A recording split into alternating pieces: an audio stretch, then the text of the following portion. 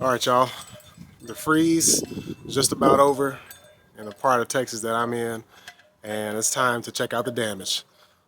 Before you even proceed, just know this video is not for the weak. Oh, all right, let's get a look. All right, as you can see, oh my goodness, squash gone, shriveled up, dried up. Papaya's still standing. They might be able to have a little comeback, but the squash is hanging on for dear life. Papaya hanging on for dear life. Even the ones I took inside are looking like that. Just gone. Tomato, look at the tomato. They cannot take my butternut squash. Oh, so this is where the learning part comes in, because I would really love to figure out how I can save my food once it gets cold like that. So I have to research that. But the celery, oddly enough, is out here thriving. Everything else over there, the celery's thriving. The herbs looking scrumdiddlyumptious. It's hanging on to a thread. Middle compost looks good, and the spinach looks good. Chard looks good. Onions, I wasn't really too much worried about the onions because those are underground. They won't be too much affected by what's going on. They look great. Might use some of them tonight. Garlic looks great. The broccoli is holding on, but as y'all know, you check some of my old videos, something has been munching on that broccoli, so I know I'm doing something right. Well, we live and we learn, so back to the drawing board. Lucky for the garden and for the ground, I've been growing stuff during this harsh period. I got stuff that I'm getting ready to transplant and get back in the soil, so stay tuned. Operation Free Food Update. All right, I was just taking a walk and then I was joined by my big bird friends.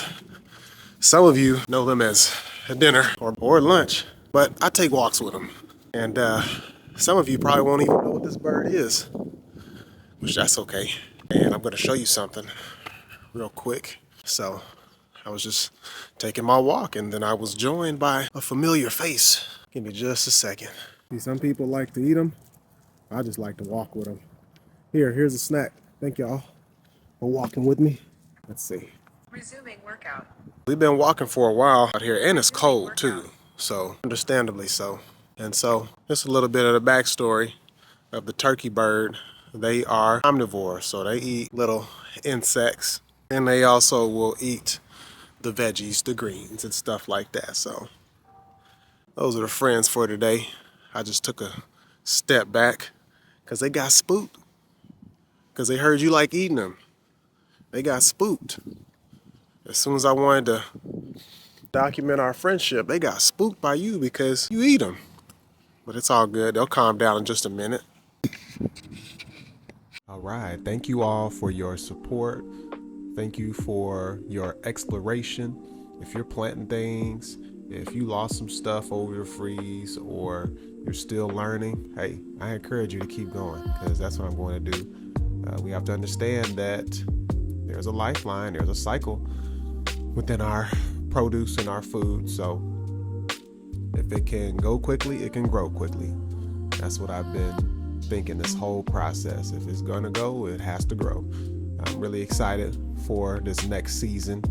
I'm really just planning now and thinking about all the stuff that I'm going to have for the spring.